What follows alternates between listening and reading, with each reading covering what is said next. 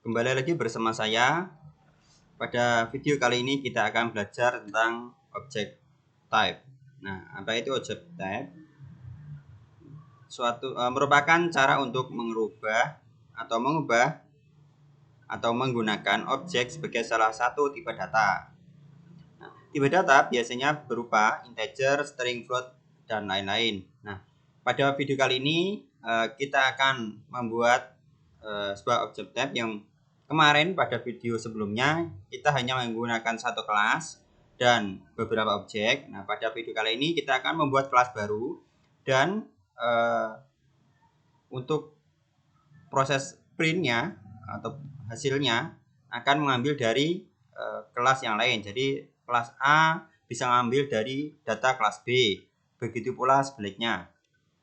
Oke, kita langsung praktekkan.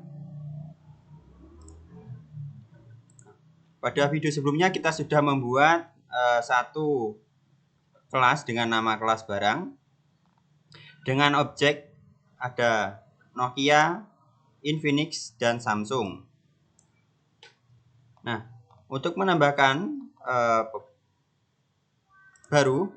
data yang baru, kita akan membuat sebuah perubahan.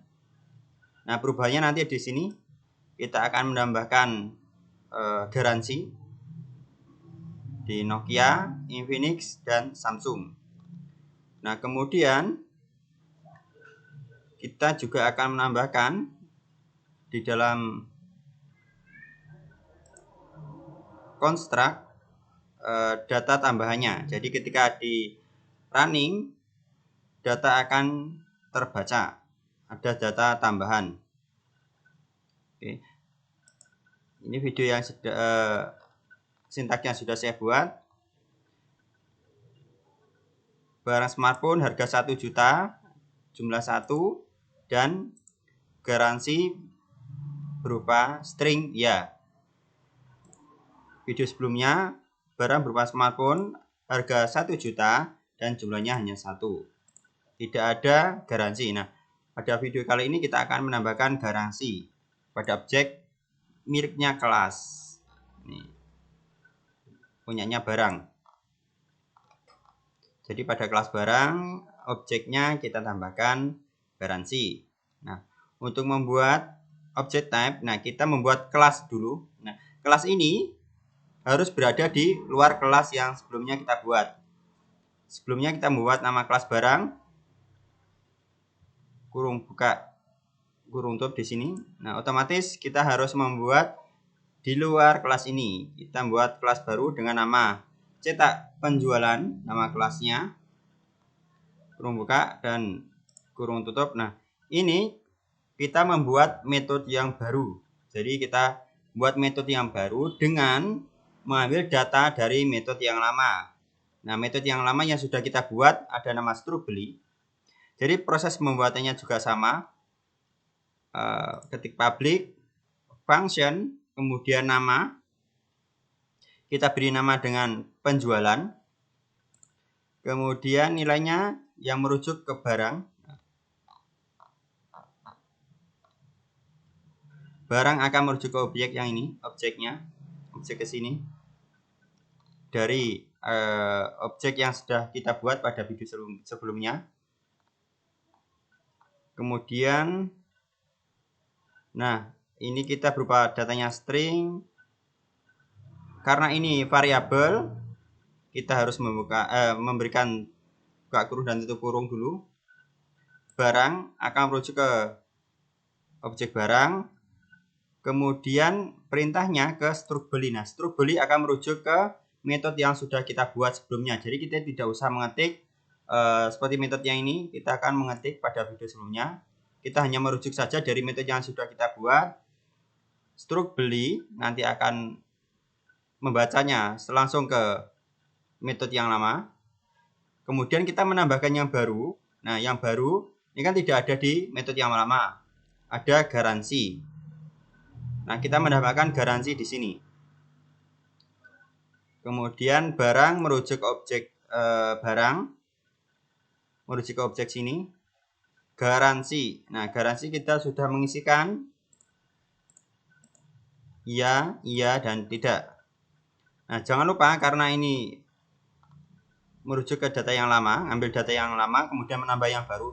Garansi juga kita harus masukkan ke dalam construct. Jadi ketika di proses running dia akan membaca ada data tambahan. This menunjukkan bahwa data garansi ini akan merujuk ke sini. Jadi akan dibaca semuanya. Kemudian agar prosesnya bisa berulang, kita tuliskan return, kemudian str ini diambil dari sini. Kemudian jangan lupa di semikolon atau titik koma. Kalau sudah, kita membuat objek yang baru, yaitu tambahan dari objek yang lama dengan data yang baru. Kita beri nama dengan nama kartu garansi. Objek yang baru kita namakan dengan nama cetak penjualan.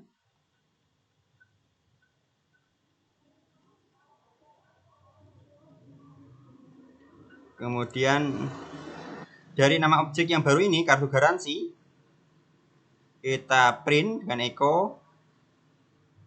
Kemudian akan merujuk ke penjualan. Nah, penjualan ini akan merujuk ke metode yang penjualan yang sudah kita buat, yaitu gabungan antara metode yang lama yang sudah kita buat ini, metode yang lama, struk beli ditambah dengan garansi. Maka akan menghasilkan sebuah data yang baru. Misalnya kita hapus ini. Kita running di localhost.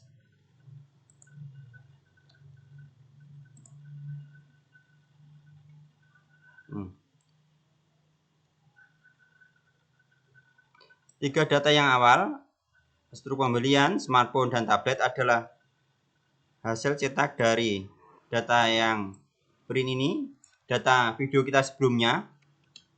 Kemudian kita membuat yang baru untuk object type, yaitu gabungan antara objek yang sudah kita buat dengan tambahan yang baru adalah ini Nokia. Kartu garansi penjualan Nokia yang sudah terjual. Kemudian kita melihat ada kartu garansinya atau tidak, maka akan muncul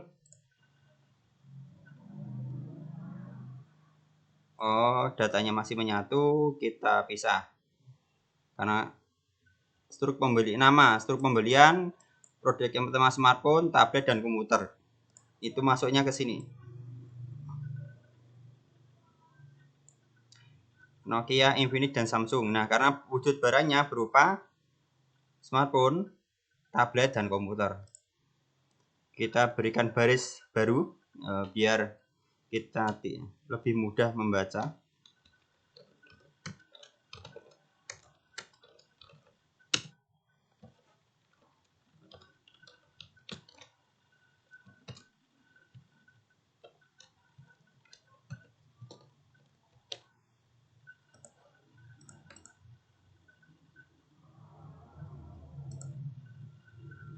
Nah, sekarang sudah terlihat. Untuk yang kita buat barusan, yaitu smartphone harga 1 juta, jumlah 1, garansi ya. Jadi ini print yang lama, ini print yang baru.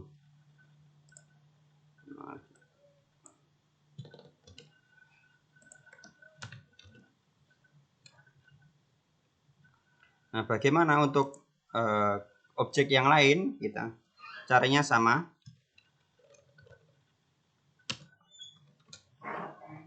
Kartu garansi.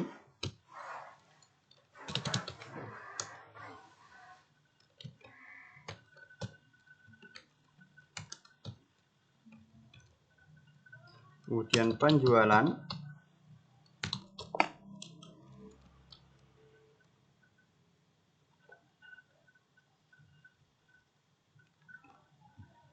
Kali ini kita akan mengambil data dari Infinix. Jangan lupa tanda dolar Infinix. Kemudian semikolon. Ctrl S, kemudian kita running di localhost.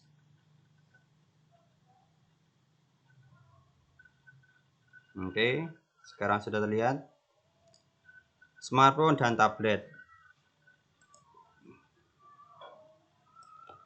Kita buat baris baru biar lebih mudah membaca. Ctrl S, kita running. Nah, sekarang sudah terlihat perbedaannya. Pada video yang sebelumnya kita hanya menggunakan satu kelas dan 3 objek. Nah, pada video kali ini kita menggunakan 2 kelas. Jadi bisa mix lebih dari satu objek. Oke, sekian video dari saya. Sampai jumpa di video selanjutnya.